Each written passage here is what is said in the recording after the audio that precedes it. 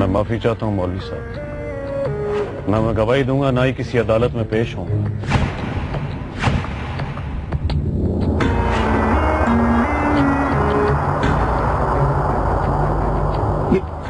ये तो क्या कह रहा है अच्छू?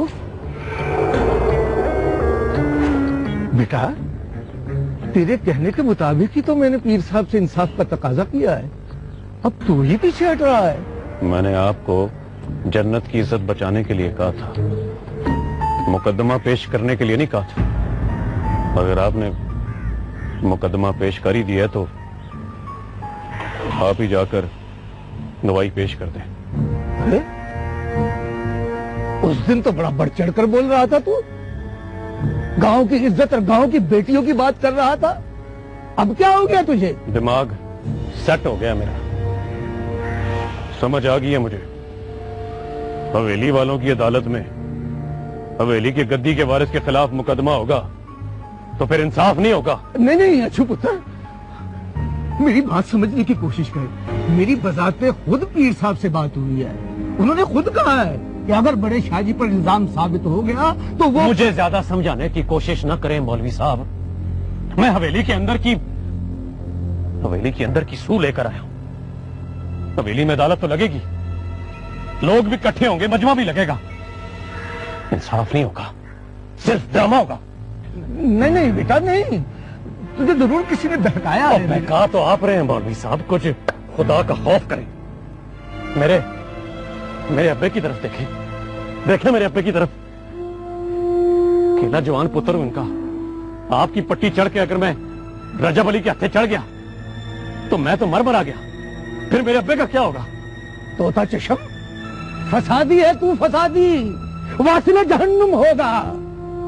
पहले तूने मुझे उकसाया बड़े शाहजी के खिलाफ, और अब जब मैं खौफे खुदा से उनके खिलाफ मुकदमा पेश कर चुका हूं तो मुझे फंसाकर खुद तमाशा देख रहा है। ये जो आपको मान है ना कि आपने खौफ खुदा की वजह से रजब शाह के ऊपर जो मुकदमा पेश किया है, इसे तोड़ते हैं।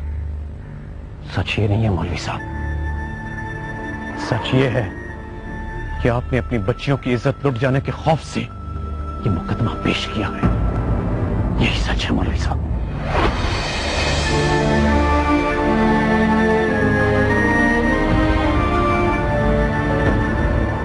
थी ना रजिया के अब्बा, तूने मुकदमा पेश करके अच्छा नहीं किया। वो अच्छू तो धोखेबाज है, दगाबाज है। वो बड़े शाहजी से बदला ले रहा है वो, और तू उस धोखेबाज के धोखे में आ गया।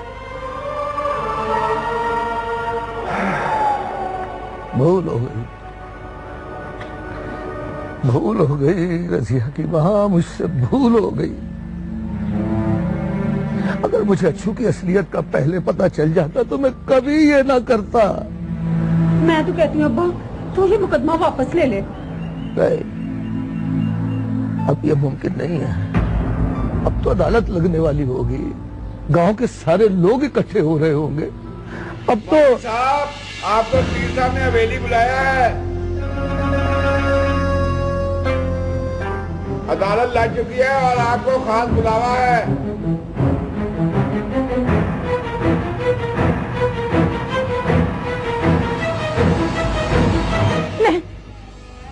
नहीं रजिया के अब्बा, तू ना जा। देख रजिया के अब्बा, मैं तेरे आगे हाथ जोड़ती हूँ, तेरे बंधे हुए हाथों की तरफ देख। तेरी इज्जत खाक में मिल जाएगी, हम सब लोग जीते जी मर जाएंगे। सुना नहीं तूने?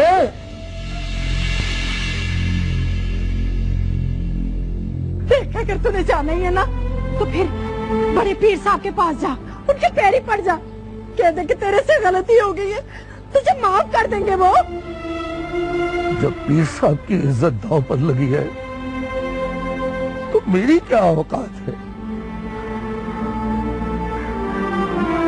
मैं तो खाक हूं उनके पैरों की। अब ये नहीं हो सकता। अब तो गांव वालों ने हमारी इज्जत का जनाजा निकाल देना है। अगर हमने मुकदमा वापस भी ले लिया तो वो हमें इस गांव में नहीं रहने देंगे। सारी जिंदगी की बनाई हुई इज्जत खाक में मिल जाएगी, खाक में मिल जाएगी।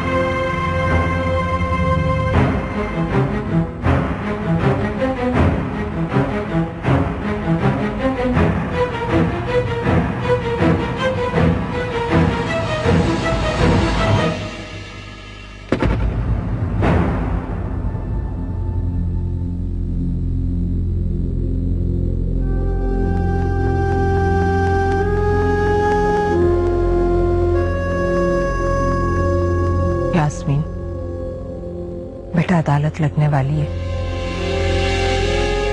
तुमसे अगर कुछ पूछा जाए तो खामोश मत रहना, रजब के हक में बोल देना। अम्मा जान, ये आप क्या कह रही हैं? ठीक कह रही हूँ बेटा, अब इस हवेली की इज्जत तुम्हारे हाथ में है। मुमकिन है तुम्हें बीच में ना लाया जाए, लेकिन अगर तुमसे पूछा जाए तो तुम कह देना कि उस रात रजब तुम्हारे साथ था। ये हमारी इज्जत का मामला है बेटा। वाह अम्मा जान वाह। और क्या कुछ करेंगी आप इस हवेली के लिए। एक झूठ रजब अली ने बोला, दूसरा गुनाह आप यास्मीन से करवाने आई हैं। रजब अली के गुनाह में बराबर का हिस्सेदार बनाने आई हैं। मेहरू, तुम इन बातों से यास्मीन को बहकाने की कोशिश मत करो। यास्मीन को बहकाने की कोशिश हम कर रहे हैं या आप? इससे झूठ बोलने की तरकीब हम दे रहे हैं या आप? मसलहत के तहत बोला जाने वाला झूठ उस सच से बेहतर होता है जो। कौन सी मसलहत अम्मा जान, बोले कौन सी मसलहत की बात कर रही हैं आप? इस हवेली की इज्जत और शान दांव पर लगी है मेहरू। क्या आपकी नजर में जन्नत की इज्जत की कीमत इतनी हकीर है कि एक झूठ को मसलहत का नाम देकर बोल दिया जाए?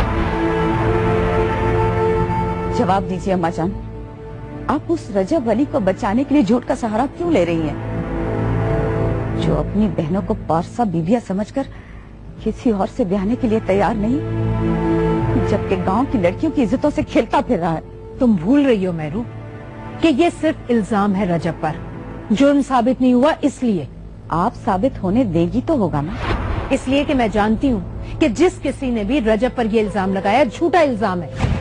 हमारी इत्तला के मुताबिक ये इल्जाम जन्नत ने खुद लगाया है अम्मा जान। क्या आपकी नजर में उसका कहना काफी नहीं? ये वक्त बहस करने का है, ना ही तुम्हें समझाने का।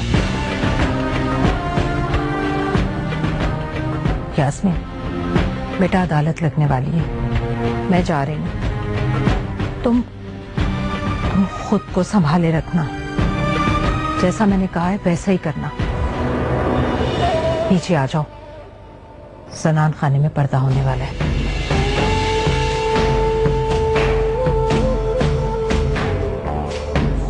एक बात हमारी भी सुन लो, अगर आज तुमने अदालत में झूठ बोला, अपनी नजरों से तो तुम गिर ही जाओगी, हमें भी हमेशा के लिए अपना दुश्मन बनाओगी।